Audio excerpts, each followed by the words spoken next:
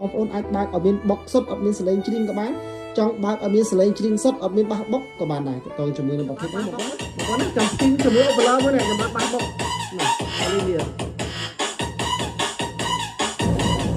ជំរាបសួរបងប្អូនអរគ្នាថ្ងៃនេះចេញទៅទៀតដល់បងប្អូនយើងអរគ្នាជាមួយនឹងប្រភេទអំភ្លីការ៉ាអូខេសាប់ដាច់សងដាច់លក្ខណៈគ្រួសារ T900S បងប្អូនណាប្រភេទនេះបងអតិថិជនដែលឈ្មោះ Facebook បើគាត់យកបង្ហាញនៅលើវីដេអូរបស់ខ្ញុំចាំបងប្អូននេះគាត់យកជាមួយនឹង microphone នេះមកគូបងប្អូនណា microphone ដៃសុទ្ធពលដល់ក្រោមមកគូអំភ្លីម្ដាមជាមួយនឹងប្រភេទ Opala សាប់3ទឹកមានដៃ2ជាន់នេះបងប្អូនណា Bradium ណាប្រភេទឆ្អឹងផ្លាទីនៀមបងប្អូនណា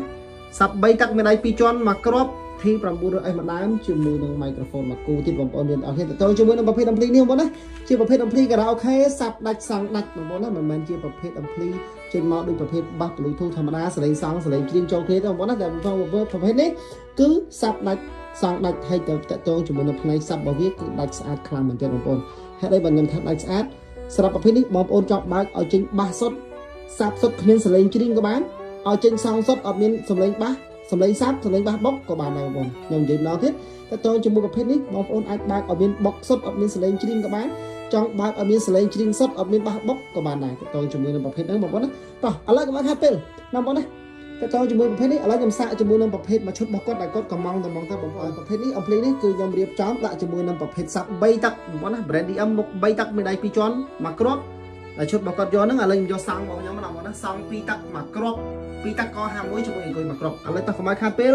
សាក់សលេងទាំងអស់គ្នាជាមួយខ្ញុំអូខេតោះ let's go បងប្អូននេះខ្ញុំបើកតែសង់សុទ្ធបងប្អូនណាយើងបើកតែសង់សុទ្ធអត់បានបើកសាប់ទេបងប្អូនណាបើសង់សុទ្ធតែម្ដងបងប្អូនណានេះយើងបើកប្រហែលជា 45% ទៅទៅវ៉ាលីមសាប់ហ្នឹងតែឡើយជាមួយនឹងបើកបះបុកបងប្អូនណាចាំស្ទីងជាមួយអូបឡឺមួយនេះខ្ញុំបើកបះបុកនេះនេះវាបងប្អូនសាប់3ទឹកនៅទីជន់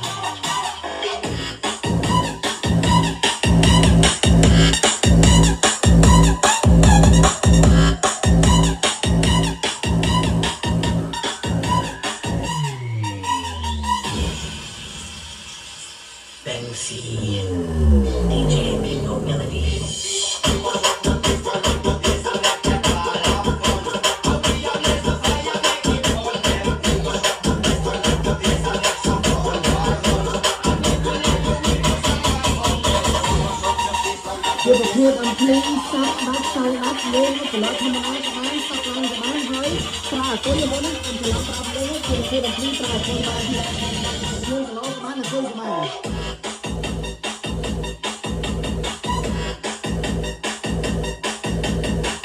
ចង់ខ្ទប់អូបឡឺមកណា